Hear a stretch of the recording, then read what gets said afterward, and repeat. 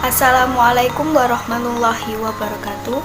Perkenalkan, saya Zivana Hanum Agustia dari Prodi Manajemen Pendidikan Islam kelas A dengan NIM 21205035 akan menjelaskan tentang hakikat keterampilan berbahasa.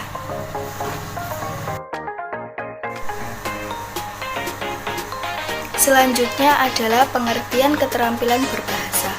Keterampilan berbahasa adalah kemampuan dan kecekatan menggunakan bahasa yang dapat meliputi mendengar atau menyimak, berbicara, membaca, dan menulis.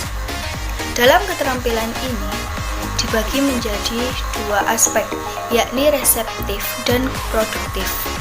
Reseptif meliputi menyimak dan membaca, sedangkan produktif meliputi berbicara dan menulis. Keterampilan berbahasa juga bermanfaat dalam melakukan interaksi komunikasi dalam masyarakat. Banyak profesi dalam kehidupan bermasyarakat yang keberhasilannya bergantung pada tingkat keterampilan berbahasa yang dimilikinya, seperti profesi sebagai manajer, jaksa, pengacara, guru, penyiar, dai, wartawan, dan lain-lain.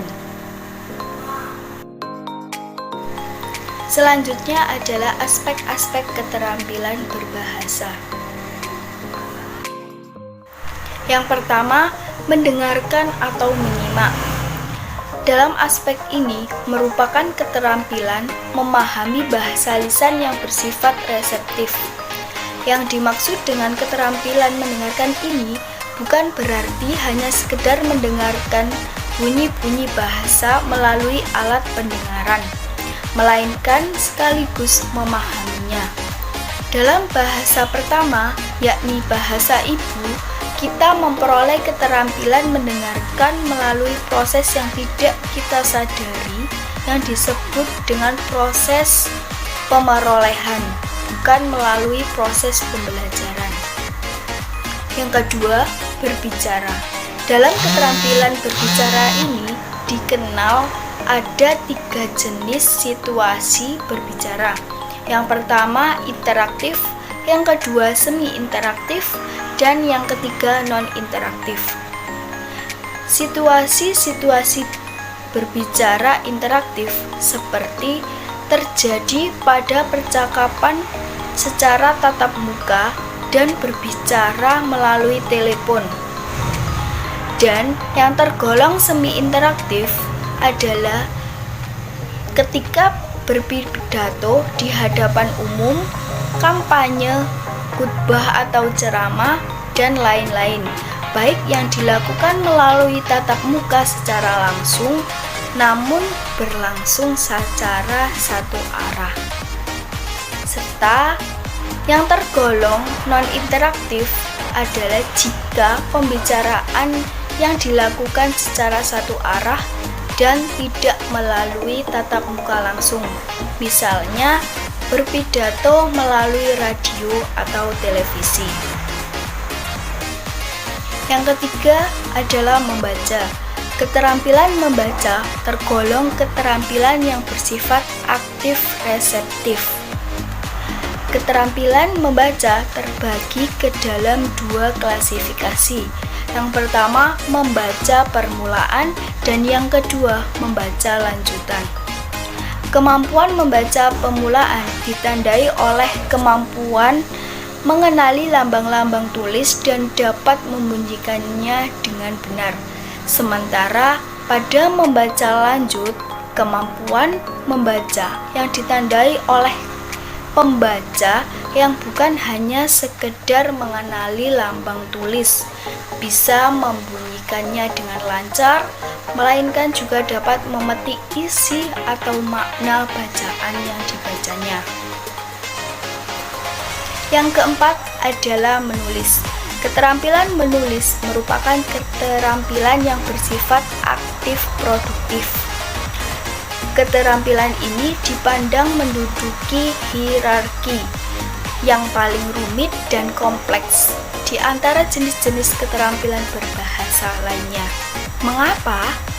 Karena aktivitas menulis bukanlah sekedar hanya menyalin kata-kata dan kalimat, melainkan menuangkan dan mengembangkan pikiran-pikiran, gagasan, ide dalam suatu struktur tulisan yang teratur, logis, sistematis, sehingga mudah ditangkap oleh pembacanya. Sama seperti dengan keterampilan membaca, keterampilan menulis pun dapat diklasifikasikan ke dalam dua kategori. Yang pertama juga menulis permulaan, yang kedua menulis lanjutan. Menulis permulaan sesungguhnya identik dengan melukis gambar, dan pada fase ini si penulis tidak menuangkan ide atau gagasan, melainkan sekedar melukis atau menyalin gambar ataupun lambang bunyi bahasa ke dalam wujud lambang-lambang yang tertulis tersebut. Selanjutnya terdapat keterkaitan antar aspek keterampilan berbahasa. Yang pertama, hubungan berbicara dengan menyimak. Berbicara dan menyimak atau mendengarkan merupakan kegiatan komunikasi dua arah yang bersifat langsung, seperti peristiwa komunikasi dalam situasi interaktif yang digambarkan pada diagram berikut ini. Nah, diagram tersebut melukiskan komunikasi yang terjadi antar teman, antar pembeli dan penjual atau dalam suatu diskusi kelompok. Dalam hal ini, A berbicara dan B mendengarkan. Setelah itu, giliran B yang berbicara dan yang A mendengarkan. Namun, ada pula dalam suatu konteks komunikasi itu terjadi dalam situasi non-interaktif, yakni satu pihak saja yang berbicara dan pihak lain hanya mendengarkan, seperti diagram berikut. Aktivitas komunikasi seperti itu melukiskan dalam kegiatan khutbah di masjid, pidato dalam suatu acara perayaan di hari besar, berkampanye, ataupun berbicara dalam suatu acara siaran berita televisi.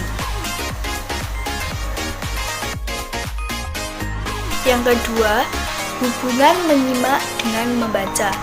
Mendengarkan atau menyimak dan membaca sama-sama merupakan keterampilan berbahasa yang bersifat reseptif. Mendengarkan berkaitan dengan penggunaan bahasa ragam lisan, sedangkan membaca merupakan aktivitas berbahasa ragam tulis. Mendengarkan pun merupakan faktor penting dalam belajar membaca secara efektif. Petunjuk-petunjuk mengenai strategi membaca sering disampaikan guru di kelas dengan menggunakan bahasa lisan. Untuk itu, kemampuan murid dalam mendengarkan dengan pemahaman sangat penting. Nah, dari sini terdapat korelasi yang tinggi antara kemampuan mendengarkan dan membaca pada kelas-kelas yang relatif tinggi. Apabila terdapat peningkatan pada kemampuan yang satu, maka akan diikuti dengan peningkatan pada kemampuan yang lain. Selanjutnya, yang ketiga adalah hubungan membaca dengan menulis. Membaca maupun menulis merupakan aktivitas berbahasa ragam tulis. Menulis merupakan kegiatan berbahasa yang bersifat produktif, sedangkan membaca merupakan kegiatan berbahasa yang bersifat reseptif. Seseorang menulis guna menyampaikan gagasan, perasaan, atau informasi dalam bentuk tulisan. Sebaliknya, seseorang membaca guna memahami gagasan, perasaan, atau informasi yang disajikan dalam bentuk tulisan tersebut.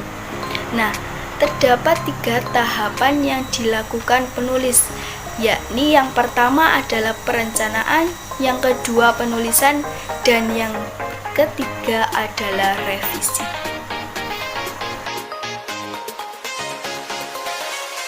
Kemudian, yang keempat adalah hubungan menulis dengan berbicara.